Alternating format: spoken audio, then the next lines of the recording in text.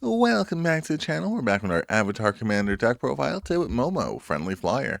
For 1 white, we get a 1/1 with flying, and the first non-lemur creature spell with flying you cast each turn costs 1 less to cast.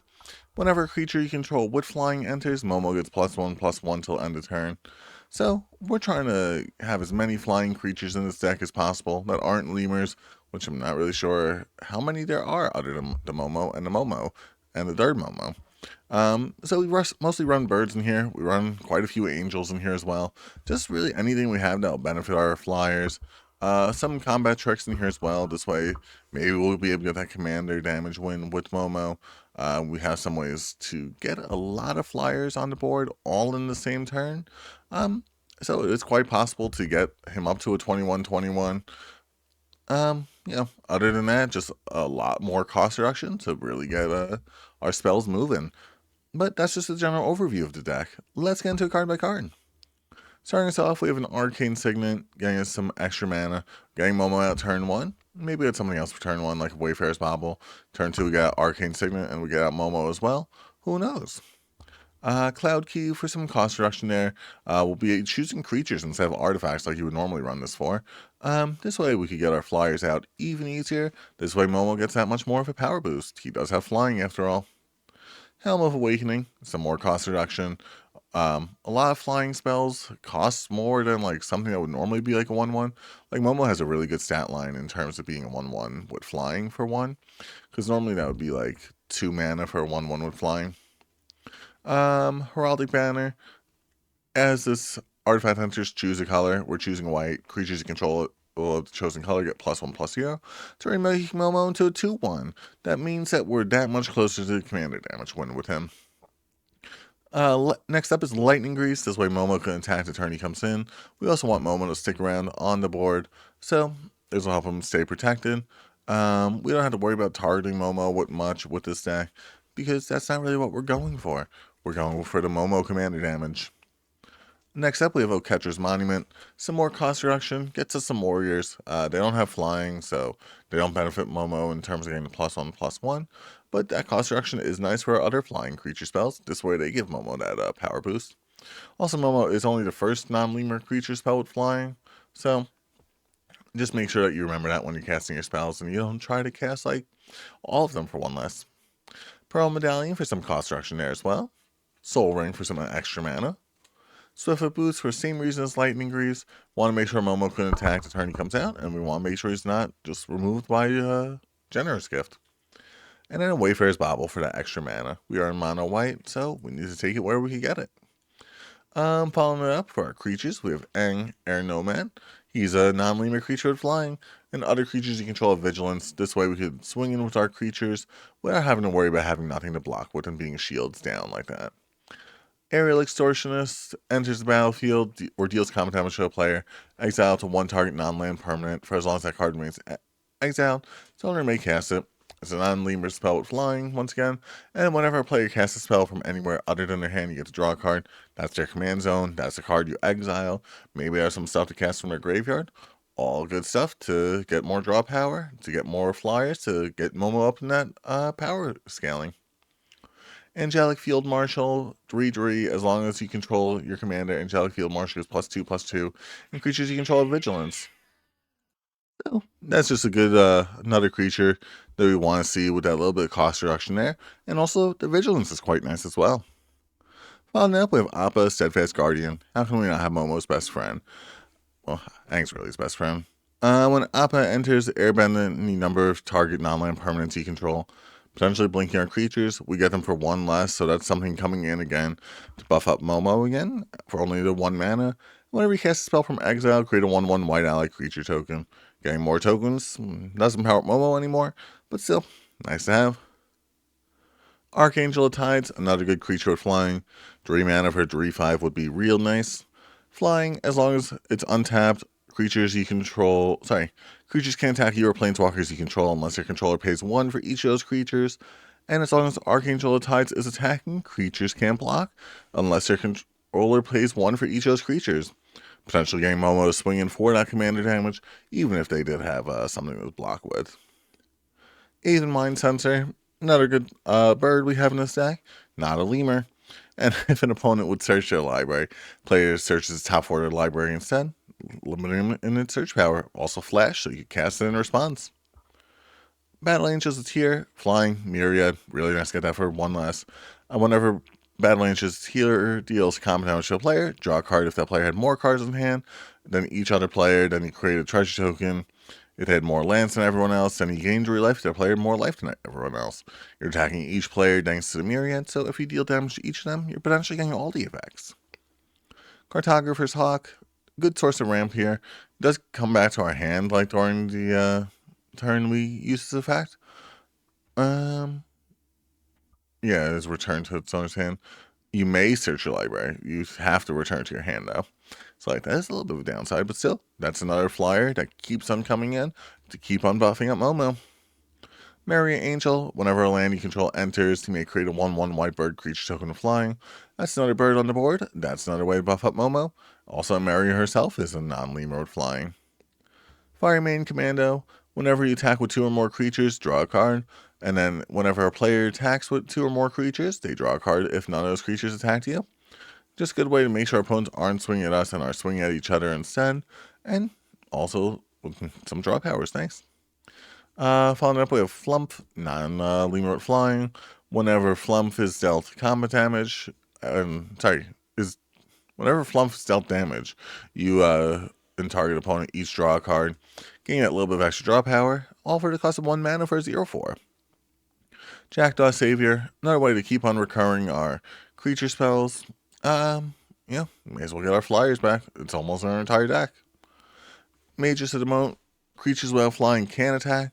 All of our stuff has flying, and our opponent's not going to be able to attack us until they get the removal and remove all of our stuff plus Momo, and we're really dead in the water at that point. Momo, Playful Pet. We don't get the cost reduction here, but we don't need it because he's only 1 anyway. And when he leaves the battlefield, choose 1. You get your food, get some counters on target creature, probably your other Momo. This way you get the that much closer commander damage. Or Scry 2. Momo, Rambunctious Rascal. This one you would like the cost reduction for. Flying, whenever Momo enters, deal 4 damage to target tapped creature an opponent controls. Maybe that's one they're going to untap. But, you could potentially end up removal there. Or an Adopter of Paradise, non-lemurred flying, only a 1 mana dork at that point. Scouting Hawk enters the battlefield if an opponent controls more lands than you search library for another planes. Good source of ramp there, potentially getting us another bird thanks to, what was the creature's name? Maria Angel. But that's 1 more flyer, which means that much more power on Momo. Next up, we have Selfless Spirit. 1 mana for a 2/1 with flying. Sacrifice this creature. Also calculating the cost with the cost reduction. In order to give your creatures indestructible. Really good source of protection there, because we are pretty dead in the water if our opponent board wipes us. Sinu, Keen-Eyed Protector. 1 mana for 2/1 flying vigilance. In order to gain 2 life, scry 2. Legendary creature you control attacks and isn't blocked. If Sinu's exiled, put it onto the battlefield attacking. That's a little bit more damage there for Momo to do. Sephira, Sky's Blade, pay white mana and tap 4 on tap creatures you control with flying rather than pay spells mana cost. A lot cheaper than its normal cost. Flying, lifelink, other creatures you control with flying have indestructible. We like to see that. This way we could actually keep them around. Sky Hunter, Strike Force, melee. As long as you control your commander, other creatures you control have melee as well, which means that when its creature attacks, it gets +1/+1 until end of turn for each opponent you attack this combat, potentially giving Momo that +3/+3. Potentially more if you play with more people, but that's just the standard. Yeah, really helping us out. Tempest Hawk, you run as many Tempest Hawks as you want. So in theory, if you wanted, this whole deck could be Tempest Hawks. Whenever this creature deals combat damage to a player, search library for a card named Tempest Hawk, reveal it, put it into your hand, then shuffle. So in theory, if you want to run this deck as all Tempest Hawks, you could. And then you go from 1 Tempest Hawk to 2 Tempest Hawks, then 2 to 4, 4 to 8, 8 to 16. And that could be 8 Tempest Hawks all entering the same turn. That makes Momo 9/9. Well, that's all I'm saying. Of course, if you have, enough mana to do it. Draven Watcher, other non-token creatures you control get +1/+1 vigilance. Once again, making sure our creatures can attack and still block for us. And Welcoming Vampire. Whenever another creature you control, power 2 or less enters, draw a card. Only happens once each turn. But that's really all we need it to happen, because we're not really casting that many creatures all during the same turn. And there we go. For our enchantments, we have Murmuration. Birds you control get +1/+1, have vigilance. Most of our creatures are birds, so really helps us out. And then at the beginning of your end step, each spell you cast this turn, you get 1/2 blue bird with name Stormcrow. Only thing with that is that it is at the end phase, so it doesn't power up Momo as much as we would like it to. If it was during end of our it was I don't know, beginning of your second main phase, and you find a way to take an extra combat spell, really nice. But I see why it's not, because it would be too strong. Following up, we have Smothering Time. Good way to get some extra mana. This way we could keep on getting more birds, more angels, more things we want to cast. Cage's Welcome for some more draw power. True Conviction. Other creatures control Double Strike and Lifelink, getting us that much closer to a win with commander damage with Momo, a little bit sooner than we normally would. Chroma's Will, giving Momo Double Strike and Vigilance, Lifelink Indestructible while we're at it, making so Momo can attack and not have to worry about getting removed. Brave the Elements, choose the color. White creatures you control gain protection from that color until end of turn, making so it's easier to swing in, and also hexproof potentially if you need it. Dawn's Truce for some protection there. Flier Fortitude for even more protection. Flawless Maneuver for some more protection. Generous Gift for some removal. Path to Exile for some removal. Rally of Wings, buff up our flyers, and specifically Momo for that commander damage. Restoration Magic for some protection. Sword Splashes for some protection. Nope, that's removal. Trace Protection for, I don't know, who knows. Unbreakable Formation for some protection. This is the Southern Air Temple. Gives all creatures +1/+1 counters. Pretty okay ability. Maria Sky Rain. Being your upkeep, if you control 7 more planes, return target creature card from your graveyard to the battlefield, giving us another flyer, giving us that much more of a buff there for Momo. Minas Tirith, draw a card, only if you tap 2 more creatures this turn.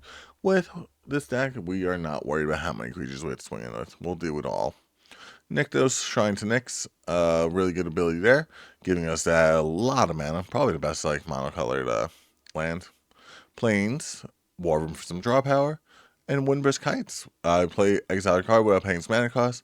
Attack with 3 more creatures this turn for a Tideway A4 card. Not that hard to do. Potentially getting another bird though. Austere Command for board wipe. Mass Calcify for a one-sided board wipe. Ravnica War for a one-sided board wipe. And Stormherd, potentially getting us up to 40 1/1 White Pegasus creature tokens with flying, making Momo to a 41/41. You know, exactly what we're trying to do. Really hard to get to. I mean, if you don't hear lives at half your life total and you're still 20 life, it still makes Momo 21/21, potentially getting that commander damage win. Who knows? Overall, Momo, not a great commander. Is he fun? Yeah, I'd say so. You're gonna have fun. You're gonna cast birds. You're gonna have flying. No one likes when you have too many things with flying, because they're just I don't have that many things with reach. You should talk about that. But overall, really like Momo here for this deck. If you guys want to see more like this, subscribe so you can stay tuned for future videos. And thanks so much for watching.